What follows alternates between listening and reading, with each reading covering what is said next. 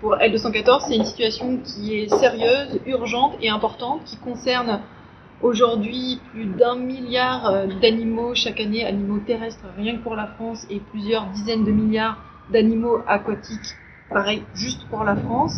C'est montrer ce qui n'est pas connu, ce qui est souvent caché, occulté au public par l'industrie agroalimentaire, qui n'a aucun intérêt à ce que les gens fassent le lien entre la viande et les animaux qui ont existé avant.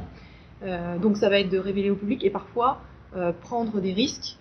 On l'a vu, nous, sur l'affaire, par exemple, de l'abattoir de Houdan, où 2 de nos enquêteurs se sont fait arrêter en allant rechercher les caméras qui étaient placées pour témoigner de l'agonie des cochons dans la cuve à CO2, dans cette nacelle dans laquelle on place les cochons, qui descend dans un puits de carbone qui les asphyxie, mais qui les asphyxie du coup de façon violente et cruelle pour les animaux, plusieurs longues secondes d'agonie.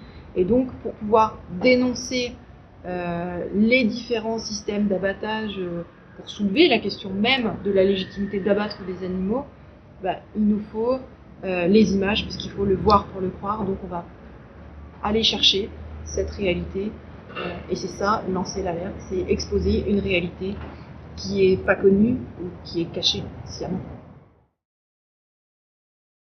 C'est une excellente initiative qui va permettre à plusieurs lanceurs d'alerte de pouvoir se rencontrer, entendre l'expérience des uns et des autres. On voit qu'on est confronté un petit peu au même problème, avec une justice qui va favoriser finalement des intérêts privés à la place de l'intérêt général.